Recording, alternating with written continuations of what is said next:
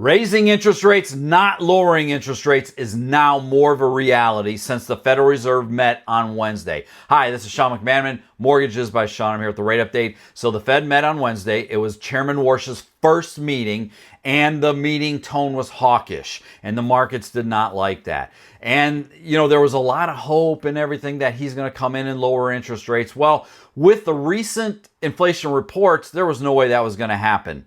And when they get together and meet, when the Fed meets, they vote.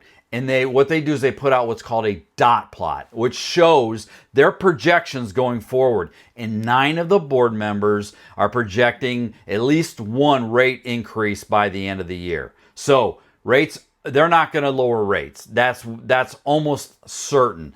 And remember, they don't control mortgage rates. They control short-term rates. But this meeting was very hawkish. So the markets kind of reacted negatively towards that, and the rates got beat up that day. Now, currently, we're at 6.58 on an overall average 30-year conventional rates. Remember, these are averages, not specific rates. 6.15 on FHA, 6.17 on VA. So we're not far off of where we were last week. And remember, I said mortgage rates are moving up and down, but they're moving up and down in a narrow range. And that's where they're at right now. And we're going to have to wait and see what happens with the inflation.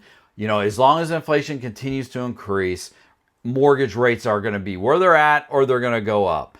And even if the Fed raised interest rates, that doesn't mean that mortgage rates are going to follow and go up. Remember, the Fed lowered rates several times last year, and mortgage rates actually went up. So they don't control mortgage rates, and I try to get that message across as much as I can. So we'll have to wait and see what happens. If you want to get pre-approved over the weekend, feel free to reach out to me. Have a great weekend. Thank you very much.